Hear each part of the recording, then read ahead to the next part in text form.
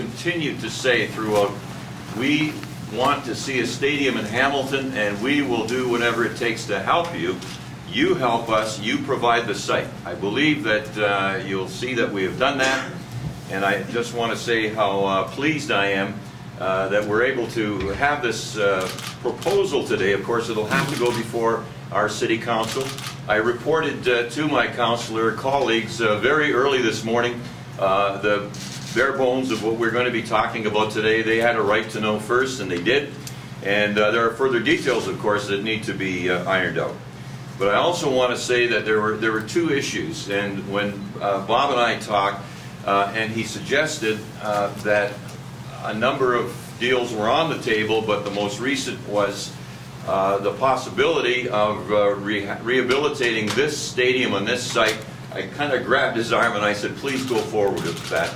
That, I think, is going to be the solution that wins for Hamilton. But the second thing I said, and Bob immediately agreed, was that you have to show the fans who've had a bit of a crisis, an identity crisis, that you're willing to commit to significant years of playing football with the Tiger Cats on the site that's selected. So, without further ado, I'll turn it over to the owner of the Tiger Cats, Bob Young. Thanks, Bob. Thank you, Bob.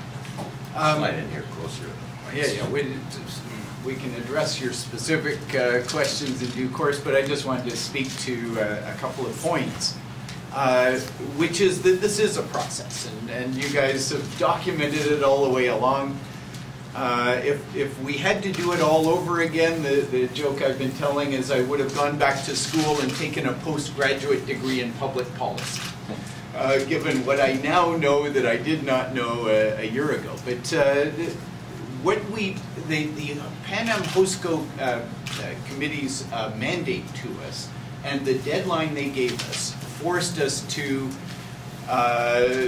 sharpen our pencils on both sides and figure out what is doable, because what we could not afford to do, either as a city or as a team, was to squander such a generous opportunity from both the feds and the province to invest in our city. So with that, we did the homework on how much money do we have available.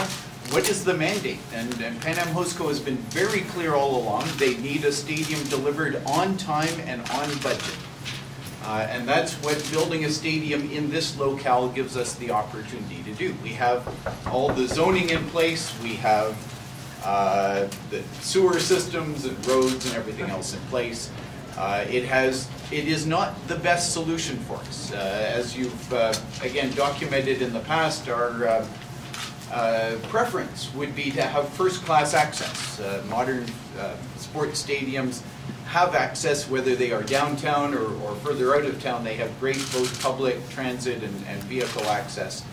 Ivor Wynne has some challenges, but working with the city, we have confidence that we will be able to improve the access to Ivor Wynne.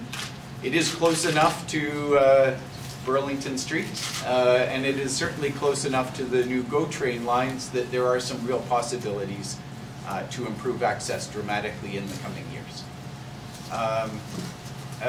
The key thing, though, that has also been documented is where is the corporate support for whatever stadium solution we have. And I'm really excited to announce that our corporate sponsors at the Tiger Cats have stepped up in a significant way. Molson Coors Canada, Primus, and Tim Hortons, just to name three, have made major new financial commitments towards keeping the Tiger Cats in Hamilton and making this new stadium in the old Civic Stadium neighborhood a possibility for us. So we are very excited. We believe that this will put the Tiger Cats on firm financial footing going into the future. That's why I got involved in this project, golly, how many years ago now is it, Bob? Anyway, 6 or 7 years ago. And we believe that this solution will get the team to the financial stability that has been all of our hope for the team for the last 40 years. And we're now a couple of years away from being there. We feel the stadium fulfills most if not all of the mandate that was put out by HOSCO. One of the things that we wanted referred to as LRT, and there's some discussion about that. Of course, the line that's being proposed would go just about a block away from this location. Also, the new expanded GO train service into the Niagara Peninsula. There's a possibility that a platform can be erected, such as we used to go to take the train to the Canadian National Exhibition and get off at those special stops at Dufferin. So, as a matter of fact, there used to be a platform stop at the old shopping center when it was a racetrack, and that's where King George VI and Queen Elizabeth got off the train in their 1939 tour, took a motorcade to Civic Stadium, and my great Aunt Mary, a young girl at the time, presented them the flowers. Then the motorcade went on down to the James Street station and their tour continued on. So there are tremendous heritage resonances about this place. But most of all, the one thing that it fulfills, I think, that I made a point of in my campaign is that we have to live within our means. And I think this project allows us to do that. Okay, guys, we're going to open up to Q&A, so if you could just address who your question is to, and we'll go from there. So we'll start right there. To either one, could you outline what the proposal is? Are you going to tear down Ivor Wynne and rebuild it, or? In effect, it's a new stadium where Ivor Wynne used to be by the time we're done. So the north stands have been the problem, and have been well documented in Hamilton. The north stands have reached their end of life. There's some discussion as to whether they reached their end of life several years ago now. So it's the south stands are the ones that have to be replaced. The north stands that were built in '72 are still in very good shape. So we have 11,000 or so seats on the north stands that will be incorporated into the new stadium, but we will have a completely new facility on the south side of the stadium and in both end zones. Now, last May, Bob, you said this area just didn't work for you. Well, last May, if you remember, the original plan for the stadium was for a track and field events, and the track and field footprint did not fit in this property. And let's not kid ourselves. It would have been really nice for the city of Hamilton to build a brand new stadium somewhere that had all the facilities of a modern football stadium.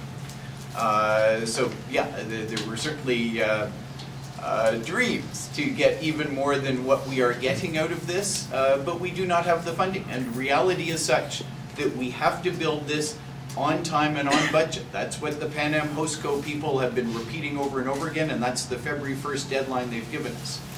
This is the right solution given those instructions from our partners. So what's the financial contribution? Bob, do you know those offhand? Well, the contributions would be just as outlined, which is a contribution from the Future Fund and a contribution from Hostco. I haven't seen a final cost estimate on what the demolition construction of a new north stand and renovations to the south stand. I got that wrong. New south stand. Yeah, you and me both. Renovated north stand. Council will be fully apprised of all the money information by the time they need to make that decision. Carol? I just need to confirm, it's a 25,000 seat stadium you're considering building? That's correct. And that's good for you, 25,000 seats? Yes. In effect, that's the modern standard of sports stadiums and I'm not going to get into long debates about how the economics of a sports stadium work, but we have a lot of confidence that this will work. I'll say that Harold Ballard told me in 1980 or 81 that there was no need for 60, 70,000 seat stadiums in the future. It would be a cozy 25,000 seat stadium, and the real revenues would come from television. And I think the Commissioner's office has spoken about progress in terms of TV revenues, which will assist us all. Well, it's certainly talking very big picture. If you look at trend lines in modern sports, more and more revenue is coming from broadcast, either traditional or over the internet. And while your fan base, the attendance at the stadium, is still a significant business for you, it as a percentage of total revenues is falling.